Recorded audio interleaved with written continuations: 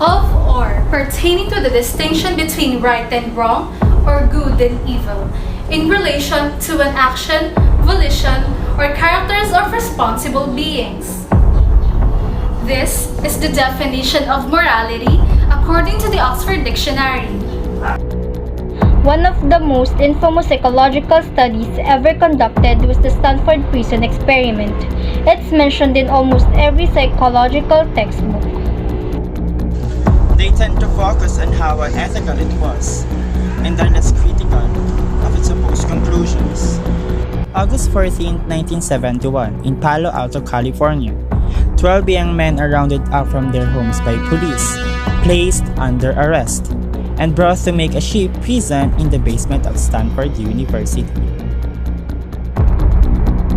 It all begins as the study on the psychology of prison life, led by Stanford psychology professor Dr. Philip Zimbardo, along with his fellow colleagues Craig Kenny, W. Curtis Banks, and David Jaffe. 24 volunteers, 12 guards, 12 prisoners have agreed to spend the next 2 weeks recreating life in a correctional facility.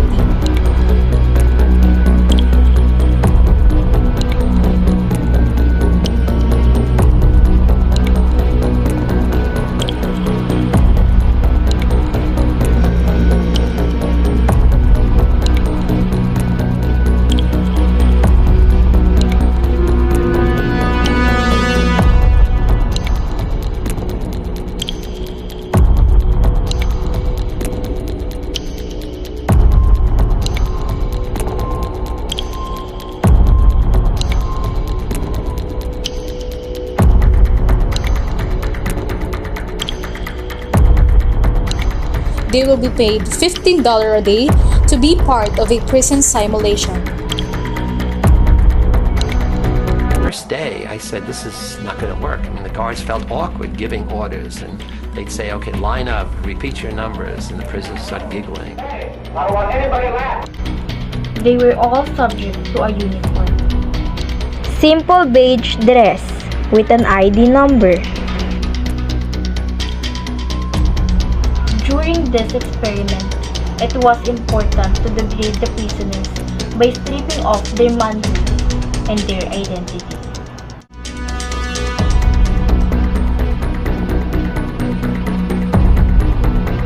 And of course, the guard also had a uniform.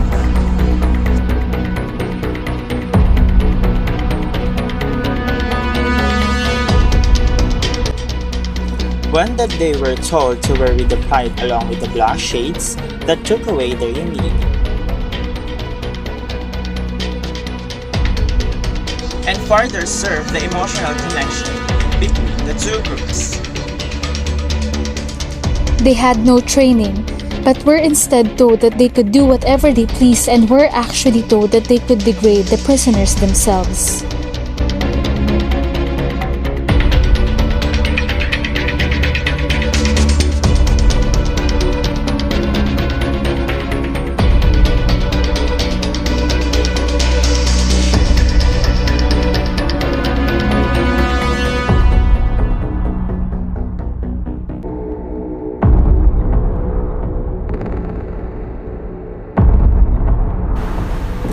Now, with all of this background information, you might be thinking, why is this important to me? Or why some science experiment matter to me?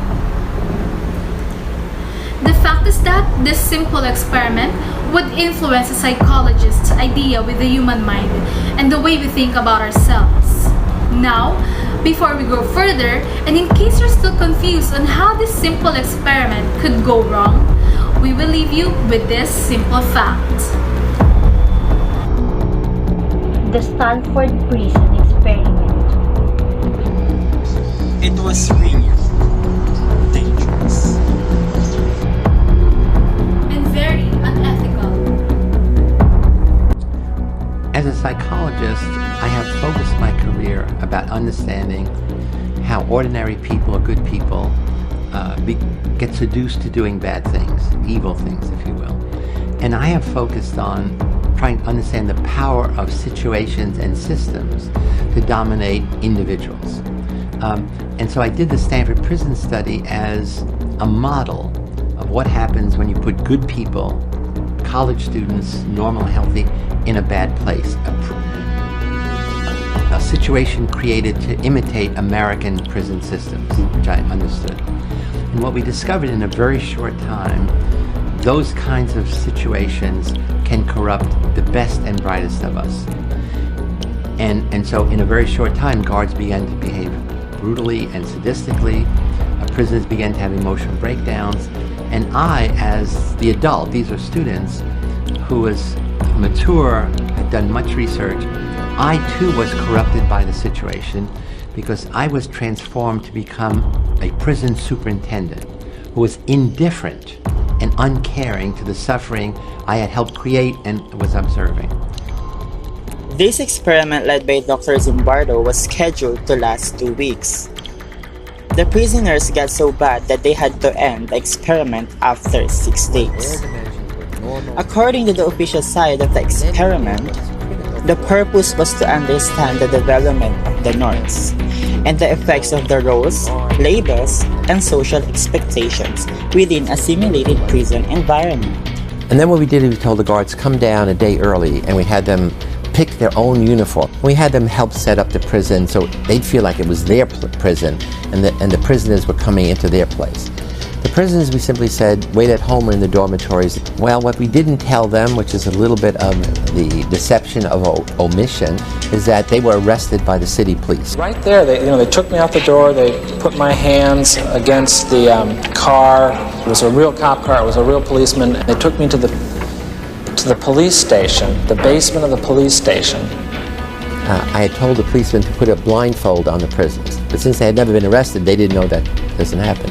The reason for the blindfold is then my assistants would come, put them in our car, bring them down to our prison, and they'd be in our prison now, blindfolded. The guards would strip them naked, delouse them, pretending that they were lice. It's kind of a degradation ritual. And after the first day, I was about to end it because nothing was happening. But the next day, on the morning of the next day, the prisoners rebelled. And what the guards did, they came to me and said, the prisoners are rebelling, what are we going to do? I said, it's your prison. Whatever you want, I will do it, but you got to tell me. And they said, you have to treat force with force. So they broke down the doors. Simulated experiments, no prison! Never take your bed and your clothes in prison! Stripped the prisoners naked, dragged them out. Some of them, they tied up their feet. They put them in solitary confinement, which was a tiny little hole in a closet, about this big, dark, and they said at this point, everything but breathing air is a privilege. Food is a privilege, clothes are a privilege, having a bed is a privilege. And so the guards began to say, here are the new rules. And the new rules are, you are dangerous and we are going to treat you as such. And then it began to escalate. Each day, the level of abuse, aggression, violence against prisoners got more and more extreme. However, we think we're able to see more than just the insight of the harming psychological damage done within the prison system, and we're able to see the true ideologies that live within all of us. From escaping, maintain law and order. Keep going. Once I was blind, but now I was. The way direction it took is having them engage in ever more humiliating tasks, cleaning toilet bowls out with their bare hands, taking their blankets and putting them in dirt and with nettles, and the prisoners had to spend hours taking the nettles out if they wanted to, sleep. And it's essentially saying we have the power to create a totally arbitrary, mindless environment, and that's the environment you have to live in. So some of the prisoners are now crushed. And in 36 hours, the first kid has an emotional breakdown, meaning crying, screaming, irrational thinking. The prisoners were harmed, and there were many instances of showing rebellious nature and resistance against both the guards and the jail system itself.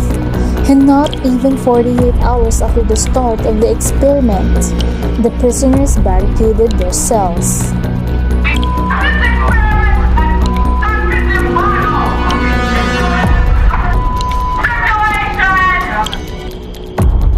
They began taunting the guard and took off their caps. And by the fifth day, the prisoners had conducted an elaborate escape plan to free themselves.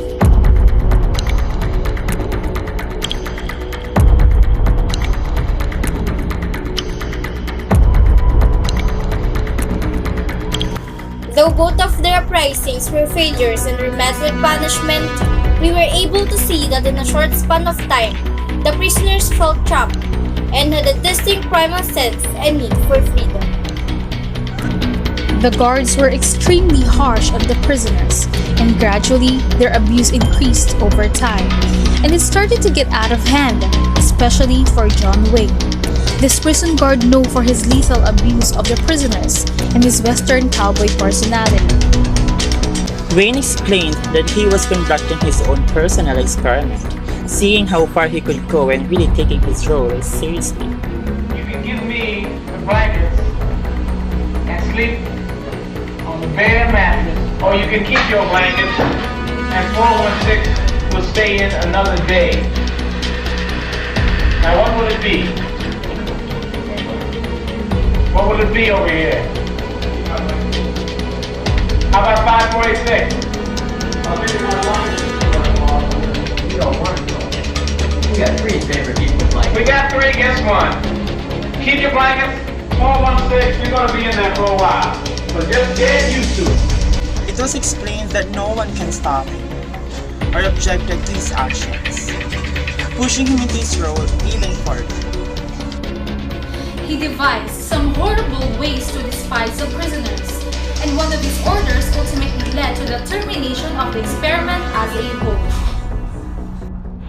The guards had sprayed the prisoners with a fire extinguisher.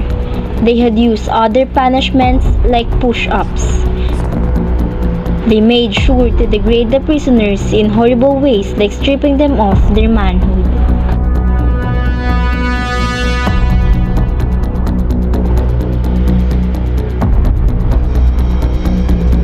After all. Why don't you make up your bunk, 8612? I did, Mr. Correction Officer. Well, that's not what I said.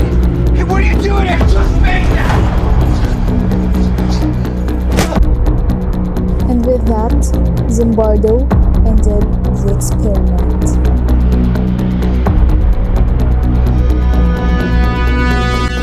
The Stanford Prison Experiment violated the human rights and received lots of critics by many because they used humans as their subjects and they didn't even give them fully informed consent.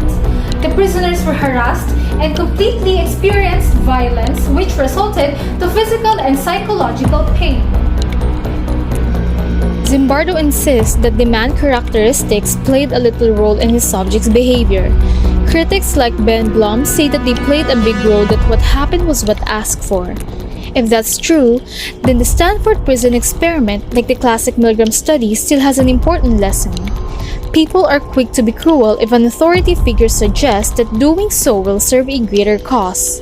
Indeed, their personality rose above the situation. And learning how that happens is vital if you want to improve the conditions where power is involved. Questioning methods and interpretations is not a personal attack. It's how we improve confidence in what we know, and that is how science works.